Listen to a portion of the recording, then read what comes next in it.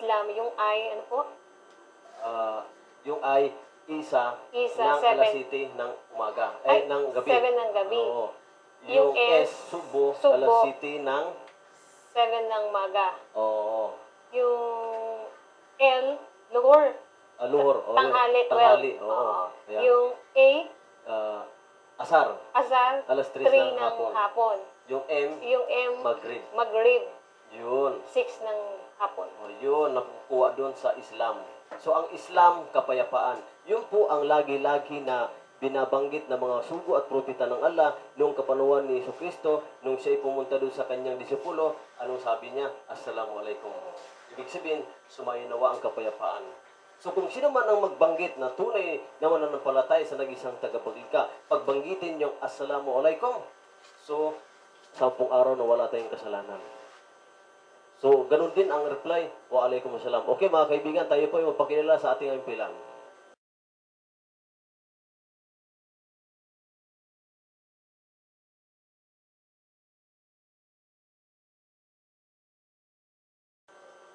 Okay mga batid, mga magulang sa larang ng pananampalatayang Islam, tuloy-tuloy po tayo sa ating palatuntunan. Ang oras po natin ngayon ay ganap ng alas 2:47 ng hapon. Okay, hatid pa rin sa atin ng Sinta Health at Nutri 21 Diyos, Blue Coffee. At ito po ay matagpuan sa Sultan Street, Mandaluyong City. At dito po sa likod lamang ng Nice Hotel. At kung kayo po ay gustong pumunta doon, magtanong lamang kayo sa mga tricycle driver para ituro nila yung Sinta Health. Diyan po. At mayroon po tayong libre check-up tuwing araw ng Wednesday and Thursday, MD kay Dr. Andrada. Ayan, Doktora Andrada. Ayun po. Siya yung medical doctor natin. Yan, ituloy-tuloy po natin yung ating tinatalakay kasamang Mylene Era, yung ating guest dito. Talaga naman pong ito po ang programang Busis ng Islam. Wala po tayong pinipili kung ano pong sikta natin, kung ano pong lahi, kulay. I welcome po dito, magtanong kayo kung ano po ba ang batas ng Islam. So ano po ba inyong katanungan na Mylene Era na nalinawan ka na ba doon sa sinasabi natin? Okay, may tanong pa po ako. Okay. Saan nang galing si Jesus Christ? Panginoon ba siya? Si Allah. Ito po. Naniniwala po ba kayang Panginoon si Jesus Christ? Sinong Jesus Christ? Si Yesu Cristo, yung anak ni Allah, nagkatawang tao. Okay. So ngayon, ito, banggitin natin sa banal na Quran para malinawan po ng ating mga kababayan. Sa paningin po ng Islam sa buong mundo, na si Yesu Cristo, siya po ay dakilang propeta ng Diyos. Dahil bilang tanda ng paglikha ng Diyos sa tao ay 4 po. Pakinggan natin. Unang-una, nilikha ng Diyos ang tao mula sa alikabok. Pangalawa, nilikha ng Diyos ang kanyang kapares mula sa kanyang tadyang ni Adan alayhisalam. Pangatlo, nilikha ng Diyos ang maraming kalalakihan at maraming kababaihan. At pang-apat, nilikha ng Diyos na may ina, walang ama. Sino yon? Si Yesu Cristo. Kaya ang Diyos, hindi siya nanganak at hindi nagkaanak. Ito po. At banggitin natin sa banal na Quran para malinawan ng ating mga kababayan. At mahirap po yung magsasabi tayo na wala tayong katibayan sa ating mga kababayan. Ito po, ganito po ang pagkasabi ng Panginoong Allah. Sinabi po sa Suratul Al-Ikhlas, chapter 112, verse 1 to 4. Ito po, sinabi ng Allah, Bismillahirrahmanirrahim. Kul huwallahu ahad. Ibig sabihin, ipagbatya o Muhammad. Siya si Allah ang nag-iisa. Ayan. Allahus Samad. Allahus Samad, si Allah ang walang hanggan, ang sakdal at ganap, ang may sariling kasapatan, at lahat ng mga nilalang ay umasa sa kanyang pagtaguyod. At lam yalid walam yulad.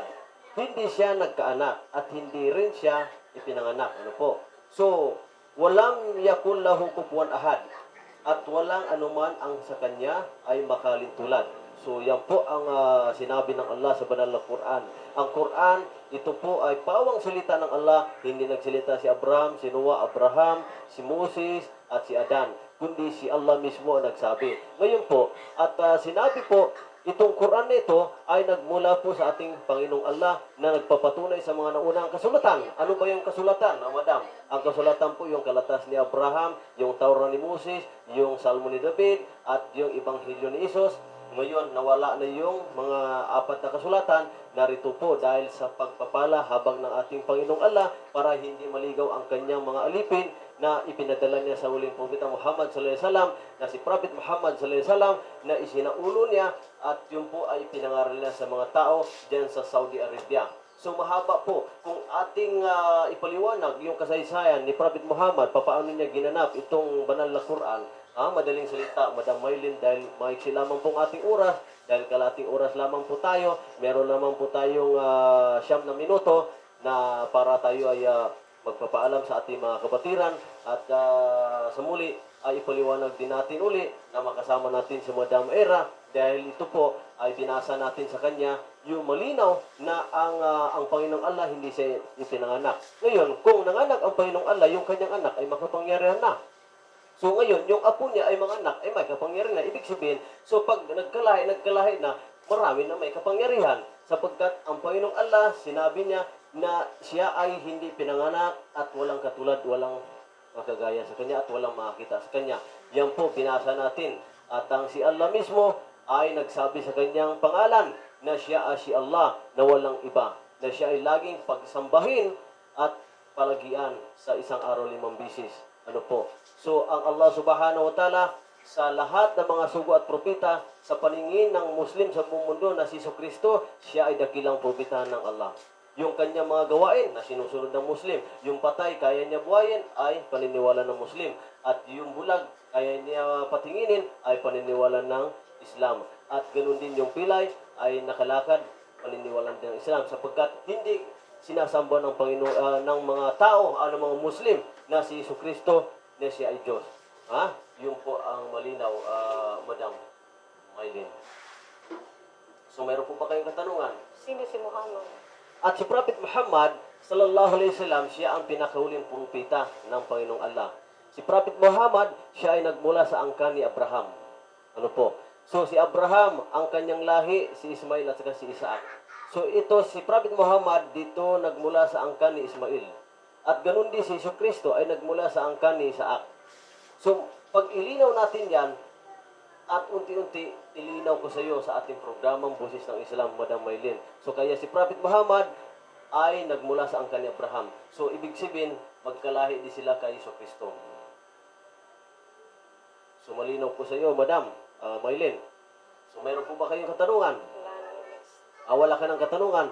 O yun po, mga kapatid, sa larangan ng panampalatayang Islam, at doon po sa pinaliwanag natin, yung 5 haligi ng Islam ay hindi natin na kumplito. Kailangan iparating natin sa ating sister na talagang nagsusuri, inahanap niya ang katotohanan. Ano po? So, hindi natin siya pinipilit dito sa Islam dahil sa kapangyarihan ng Allah at sa kanya ay siniliksik niya, hinahanap niya ang katotohanan kung ano po ba ang ipinag-utos ng ating dakilang tagapagligaya. Ano po? So, yun po ang 5 haligi. Unang-una, magsaksi na walang ibang sambay maliban sa nag-isang tagapaglikha. At pangalawa, ay isagawa ang pagdarasal isang araw 5 bisis. At pangatlo, ay isagawa yung tinatawag na jaka, yung kawanggawa. Kaya lagi-lagi dyan na sinasabi ng Allah sa banal na Quran, wakimisala, wakimidjaka. Ibig sabihin, isagawa ang pagdarasal at magkawanggawa. Lalo na sa ating mga kababayan, yung mga may kaya sa buhay, ay wag nating kimkimin ang ating kayamanan. Dahil ang kayamanan ito ay iwanan din natin dito sa mundo at hindi natin madadala. Tangi lamang madadala natin yung ating mabuting gawa. Kaya kung kayo po merong ginito ang puso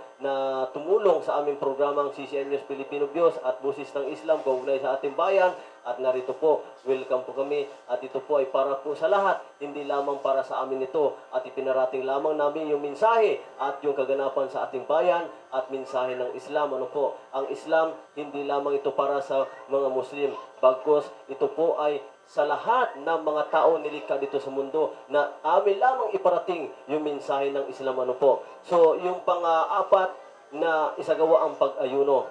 Ito po ay ang pag-ayuno po, Madam Maylin, malapit na po itong darating na John na isagawa. Dahil ito po ay sinasabi din sa banal na Quran, ang pag-ayuno po ay ipinagkaloob sa lahat ng mga tao, hindi lamang sa Muslim, sapagkat lahat ng mga sumampalataya sa nag-isang tagapaglikha. Ano po, ganito pong pagkasabi ng ating Panginoong Allah. Ito pong pang-apat na haligi ng Islam. Sinabi sa banal na Quran, Al-Baqarah chapter 2 verse 183. Ha? Ito po isinalin po sa wika ng ating maintindihan. O kayong mga mananampalataya. O hindi na sinabi o kayong mga Muslim lamang. Hindi na sinabi o kayong mga mananampalataya. Kung sino ba yung mananampalataya? Lahat tayo. Ang siyam na pag-ayuno ay ipinag-utos sa inyo. Tulad ng ipinag-utos sa mga nauna. Ibig sabihin, binanggit yung nauna sa atin mula kay Adan, Noah, Abraham at Moses at Jesucristo at si Prophet Muhammad, sumakanalinawa ang kapayapaan. Binanggit yun. Nauna sa inyo nang sa gayoy, magkaroon kayo ng pagkakataong maging almutakun. Ano ba yung mutakun? Mga makadiyos at may takot sa ating dakilang tagapaglikha. Yun po. So, isinagawa dito ng ating mga sugo at propeta, tulad ni Jesucristo, di ba? 40 days nagutom siya. So, isinagawa ng Muslim. Kaya lahat ng ginawa ni Jesucristo ay ginawa ng Muslim. Yung kanyang balbas, yung kanyang mga suutan, yung kanyang pagdarasal, yung kanyang pagtawag sa kanyang Panginoong Allah, at lahat, yung kanyang mga greetings ay sinusunod ng ating mga kapatid na Muslim sa buong mundo. Hindi lamang dito sa Mindanao, sa Maynila, bagkus sa buong mundo po ito, at sinusunod yung mga gawain ni Jesucristo na siya ay sa paningin ng ating mga kapatid sa Islam. Ang si Jesucristo, siya ay dakilang propeta ng Allah. Siya ay Ruh Allah, Espiritu nagkatawang tao sa mabuting babae na Muslima na si Maria ang kanyang ina. Dahil sa noong panahon na dinadalang tao ni Maria na si Maryam, ang pangalan niya sa Arabic, Maria, na Maryam. Pag sa ating mga kababayan, Maria, ano po. So kaya nakikita natin, Maylin, yung suot po ni Maria ay sinusunod po ng mga yung sister na Muslima na nagpupurong sila. Kaya ang tunay na Muslima ay magpupurong dahil sa araw ng pag-ukom, kung sino man ang hindi nagpupurong, ang kanilang mga buhok ay yan ay tutuklaw sa kanila, maging ahas yan. So, kaya ang babaeng Islam ay kailangan yung kanilang masila na katawan ay ingatan din. Yun po. So, yun namang pang-limang haligi ng Islam, yung isagawa yung pilgrimage. So, ano ba yung pilgrimage? Paglalakbay sa Mecca. Yung Mecca na sinasabi din sa mga Biblia, yung baka, Bethel, yung paran, yun. So, yun yung tinatawag na Bethel, yung Mecca, Betullah. Ibig sabihin, yung Betullah na yun, nandun yung talampakan ni Amang Abraham. Dahil sa kapanuan ni Amang Abraham, inutusan siya ng Panginoong Allah sa desertong lugar para pupunta siya doon. Subalit meron siyang pananampalataya sa ating dakilang tagapaglikha, ay sinunod niya dahil sa utos ng ating Panginoong Allah na para gawin niya, sundin niya, at pumunta sila doon sa kanyang asawa na si Agar, na dinala yung lahi niya na si Ismail.